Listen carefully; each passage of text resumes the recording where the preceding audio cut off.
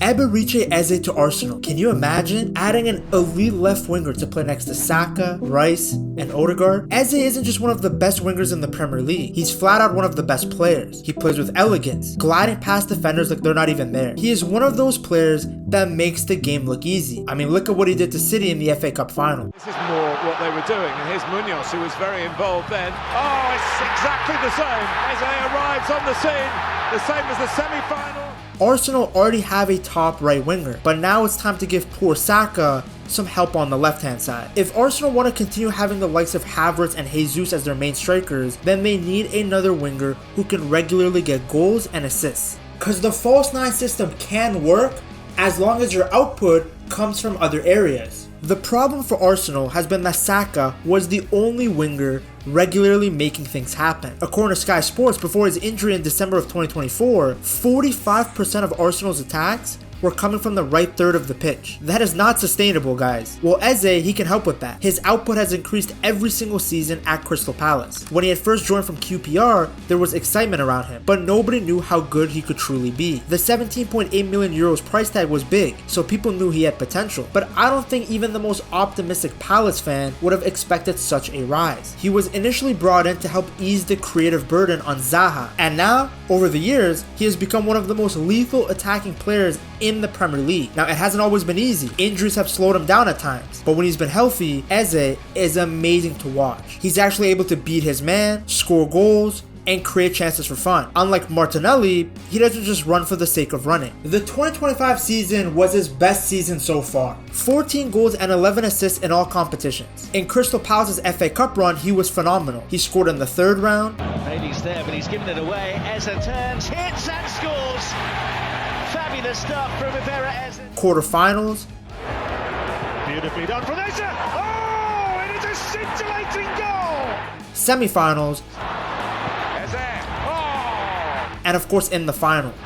Munoz across, It was a run that really cemented his legacy with the club as he helped them win their first major trophy. Think about how much of a legend he is. Palace lose their best player in Olise, Eze's best friend, yet he steps up as one of the attacking midfielders in Glasner's 3-back setup and leads the team to a title. His goal against Fulham in the quarterfinals is the one that should really excite Arsenal fans the most, because it gives you a glimpse of the damage he can do from the left. Since Eze joined Palace, only 6 midfielders have had more goals and assists in the Premier League than him, and most of them, if you look at this list, have played for bigger clubs and have played more games. That's what impressed me the most about Eze. Not only is he good statistically and on the eye test, but he was doing it all on a very mid team. If you look at where Crystal Palace finish in the league every season, these guys are always 12th. They are rarely in actual danger of relegation, but they are also never knocking on the door of European football. They are by definition mid. Then in the 2025 season, they also had to deal with Olise not being there, so Eze carried the burden of creativity all on his shoulders. Let's look at his game against Ipswich, for example. Look at his touches. The man was everywhere, constantly trying to make things happen. What makes Eze an elite winger, what makes him better than Martinelli and Trossard,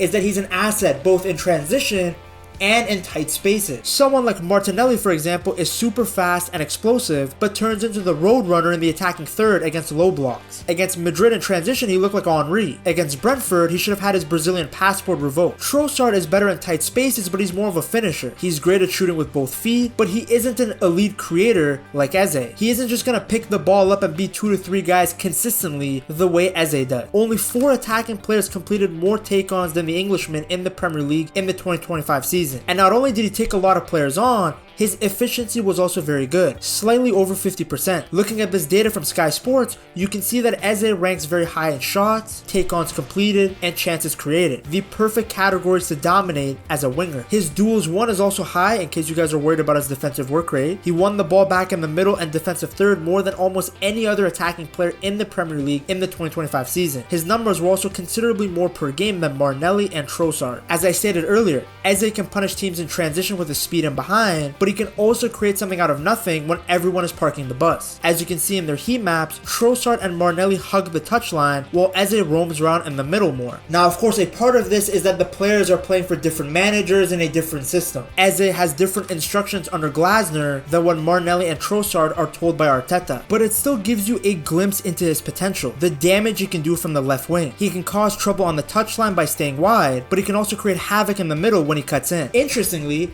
Eze actually had to adapt to dropping deep to receive the ball in possession and then breaking down a low block. Before, he was at his best when he was carrying the ball upfield and playing passes in behind. He was way better when the game was open, but as the season has gone by, he has improved tremendously at playing against low blocks. And the good thing for him will be that at Arsenal, he won't have to shoulder the creative burden all by himself. There are other players that can create for him, others that can take over matches if needed. I think Arsenal fans will love this quote from Eze to The Athletic in 2023. He basically said that he wants the license to be free and to create, but within a structure. Arteta's balls are probably tingling just hearing that, because Arsenal have the structure. They have the specific patterns of play in their build-up. Everybody knows where they need to be and what runs to make. What they need is someone that can create something out of nothing. Technically, they have one guy who does that, and that's Saka. Odegaard can do it as well at times, but I consider him more of a pure creator. By the way, he is another player whose game will drastically improve with the addition of a player like Eze, because that's another runner, another outlet for Odegaard to find him between the lines. Arsenal already dominate the ball. They're able to pin teams back high, but they need more players that can make something happen with that possession. You don't want to just be pinging the ball left and right, recycling possession without actually doing anything. That's foreplay with zero penetration. What's great about this move is that it isn't just fantastic from a footballing perspective, but there's a lot of sentimental value in it as well. You see, Eze was actually a part of the Arsenal Academy when he was younger. He wasn't just excited to be a part of the team, he wore the badge with pride. He grew up supporting the Gunners, so it was a dream come true for him to play for the team he loved. Just to be, I would go in, I've got an Arsenal badge, I'm the kid that plays for Arsenal. But then, at the age of 13, he was released. A heartbreaking moment early in Eze's journey. Afterwards, it became difficult because as a kid, your identity is almost wrapped up in that. Reportedly, he cried for a week. Because of what Arsenal meant to me at the time, I've got tears ready to pour down my face. After that, he had short spells at other clubs like Reading and Millwall. At Millwall, the playing style didn't suit him. He was a creative player who loved having the ball at his feet, but the team played like Stoke, just pinging long ball. They didn't use a number 10 like him, so when he got released again, he wasn't surprised. He had been through it so many times. Clubs kept telling him that he didn't want it bad enough, which actually hurt him the most because it was everything that he wanted. At one point in 2016, it looked like football might not work out. He was about to start working part-time at Tesco and thinking about going to college. But then his agent told him that QPR wanted to give him a trial, and Eze took the opportunity right away, knowing that this could be his last ever chance at making it as a professional. Thankfully, QPR liked what they saw. He signed for the club in August of 2016, and a few months later, he made his debut in an FA Cup game. The moment though was bittersweet because he got injured after just 18 minutes, and that ended up being his only appearance that season. In 2017, QPR sent him on loan to Wycombe Wanderers in League 2, and that's where things really started to click. He became a regular, and although he was played in different positions, he was balling. He scored his first senior goals in a brilliant brace against Cambridge. It was at this point that fans started to take notice. He continued playing well and helped Wycombe push for promotion. He had actually played so well that after 20 games, QPR asked him to return, because this time he was going to actually stay with the first team. Seeing the glimpses of his talent, the club now believed in him. In fact, they actually started to build the team around Eze. He played as a number 10, the role that he loved, and he was allowed to express himself. They let him have the freedom to dribble past defenders and to entertain the fans. None of that robotic nonsense. Against Hull, he ran nearly the full length of the pitch, dancing past defenders and then winning a penalty. In March of 2018, he scored his first goal for QPR in a win over Sunderland, and that goal was just the beginning, because the next season, they gave him the number 10 shirt, another sign of their trust and belief in him. Eze had become one of the team's most key players, not only scoring goals but creating chances. Now during this period, he did have his ups and downs. Sometimes he would start, other times he would be riding the bench. But still, by the end of the 2019 season, he had made 46 appearances. And then the next season is when he really shined. He scored 14 goals and played in nearly every game. He was now QPR's star, and the fans knew it. The club gave him the Supporters Player of the Year award, and he was named in the Championship Team of the Year. It was obvious to everyone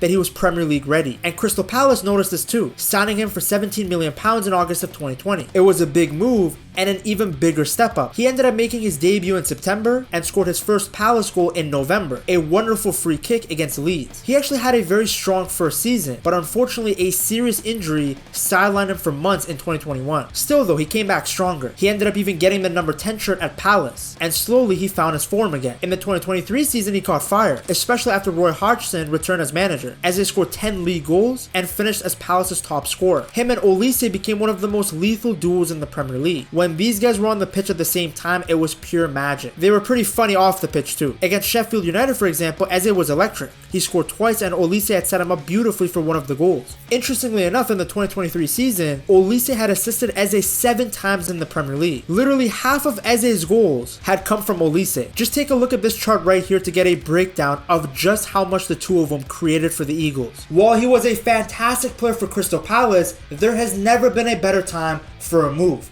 He already helped them clinch a title, and now it's time to play with a better crop of players. The left wing position can be all his for years to come. And I think even with the great performances and stats that we have seen so far from him, he has another level that he can hit. We all saw how good he was at Palace when there was someone high quality next to him like Olise. And at Arsenal, there are multiple players like that can feed him the ball. Not to mention, he will be on a team that is defensively solid. Arsenal haven't had any issues leaking goals under Arteta. The defense is the last of their worries. What they have needed is more players that can just take over a match, because other teams have noticed that Arsenal don't have many of those guys. That's why teams constantly double Saka. They've realized that if you gangbang the poor guy on the right, there is no other outlet for Arsenal to punish you with. Havertz requires service, Jesus is always injured, Martinelli only sprints, Trossard isn't explosive enough, and Odegaard can be hot and cold. But with Eze, Arsenal will have another tool that they can use to open teams up. And that way, they don't even need an elite number 9 for the system to work. You can play without an out-and-out striker,